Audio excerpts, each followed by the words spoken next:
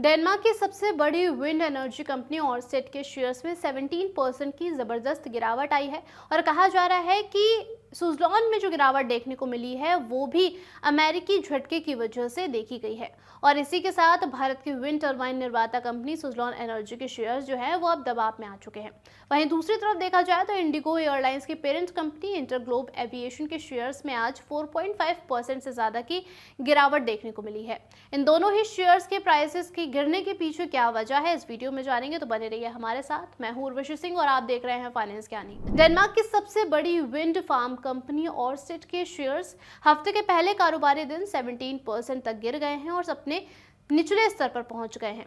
भारत में भी wind turbine बनाने वाली देश की सबसे बड़ी कंपनी सुज़लॉन एनर्जी के शेयर्स में कई दिनों से लगातार गिरावट जारी है। वहीं सुज़लॉन के शेयर्स भी 0.26% गिरकर 56.79 पर बंद हुए हैं, जबकि इंट्राडे में ये 1.81% फिसलकर 55.91 तक आ गया था। लगातार 3 दिनों से इसका नुकसान लगभग 4.5% हो चुका है और इससे पहले 22 अगस्त को इसका जो प्राइस था वो 58.51 पर था। इस गिरावट का जो मुख्य कारण है वो अमेरिका की ओर से अचानक रिवॉल्यूशन विंड प्रोजेक्ट को रोकना बताया जा रहा है। बताते चले कि अमेरिकी bureau of ocean energy management ने इस प्रोजेक्ट को रोकने का आदेश दे दिया है। ये प्रोजेक्ट रॉड आइलैंड के पास है और करीब 80% तक पूरा भी हो चुका है और इसमें 65 में से 45 टरबाइन भी लग चुकी हैं और ये 704 मेगावाट क्षमता के टरबाइनों से लगभग 3.50 लाख घरों को बिजली देने के लिए भी तैयार था। निजी फंडिंग से चल रही इस परियोजना पर रोक लगा देना ऑरसेट कंपनी के लिए एक बड़ा झटका है।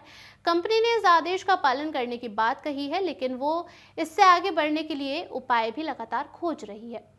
कंपनी फिलहाल पूंजी जुटाने की कोशिश कर रही है और हाल ही में इसने 6000 करोड़ डेनिश क्रोनर यानी कि लगभग 940 करोड़ डॉलर की राइट्स इशू भी घोषित किए हैं। लेकिन अमेरिकी सरकार के फैसले के बाद इसे दबाव का लगातार सामना करना पड़ रहा है। हालांकि कंपनी का यहाँ पर कहना है कि ये राइट्स इशू अपनी प्रक्रिया से आगे बढ़ेगा और डेनिश सरकार भी इसका समर्थन कर रही है, क्योंकि यहाँ पर जो डेनिश सरकार है उसकी भी इस कंपनी में एक बड़ी हिस्सेदारी है। इसके अलावा सिड बैंक के head of equity research Jack Peterson के मुताबिक अगर इस स्थिति को सकारात्मक नजरिए से देखें तो प्रोजेक्ट रुक जाएगा और खर्च बढ़ेगा, लेकिन अगर परिस्थिति अनुकूल नहीं बनी तो कंपनी को बड़ा झटका लगेगा और अगर ये प्रोजेक्ट पूरा नहीं होता है तो कंपनी को कॉन्ट्रैक्ट से बाहर निकलने की भारी लागत भी झेलनी पड़ेगी, जिसका जो मूल्य है वो लगभग 6000 करोड़ डेनिश क्रोनर से ज्यादा का हो सकता है।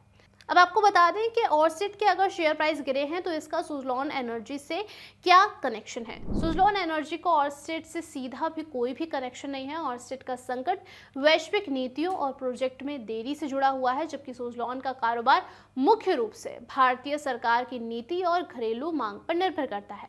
और फिर भी दुनिया के बाजार आपस में जुड़े होने की वजह से जब वैश्विक विंड एनर्जी सेक्टर में नकारात्मक भावनाएं आती हैं तो इसका सीधा असर हमें सुज़लॉन के शेयर्स पर भी पड़ता हुआ नजर आता है। सुज़लॉन के पक्ष में ये है कि भारत सरकार ग्रीन एनर्जी को बढ़ावा देने के लिए लगातार बड़े कदम उठा रही है। ग्रीन एनर्जी की क्षमता को 500 गीगावाट तक पहुंचाने का लक्ष्य भी रखा गया है। इसके अलावा प्रोडक्शन लिंक्ड इंसेंटिव योजना और राज्य स्तरीय विंड पावर टेंडर बाजार को मजबूत बना रहे हैं। और इसी दौरान भारत की सबसे बड़ी एयरलाइन इंडिगो के शेयर्स में भी 28 अगस्त को 4.5% से ज्यादा की गिरावट आई है और इसका कारण है राकेश गंगवाल परिवार का ब्लॉक डील के जरिए कंपनी में अपनी 2.2% की हिस्सेदारी के बेचने का फैसला करना। इसके मूल्यांकन के मुताबिक ये सौदा लगभग 5135 करोड़ रुपए का था। गंगवाल परिवार ने फरवरी 2022 से अब तक इंडिगो में अपने शेयर्स की हिस्सेदारी को तकरीबन 9% घटा दिया है और लगभग 45,300 करोड़ रुपए की राशि को प्राप्त कर लिया है। इस ब्लॉक डील के बाद इसकी हिस्सेदारी 4.78% रह जाएगी। इसका जो अनुमानित मूल्य है वो लगभग 11,169 करोड़ रुपए का है। कोटक सिक्योरिटीज ने रिपोर्ट में बताया है कि इंडिगो इस बार अपनी क्षमता तेजी से बढ़ाने के बजाय त्योहारी सीजन में ज्यादा यील्ड पर फोकस करेगी। इससे बाजार में इसकी मांग पर भी असर पड़ सकता है, पर विशेषज्ञ इसे कमजोर संकेत नहीं मानते हैं और इसी तरीके से वैश्विक राजनीति फैसलों और बड़े निवेशकों की रणनीतियों का सीधा प्रभाव भारत के बड़े और छोटे दोनों ही शेयर्स पर पड़ता है। इसलिए निवेशकों को इन बातों का ध्यान रखना चाहिए कि सही समय पर अपने इन्वेस्टमेंट का निर्णय लेना।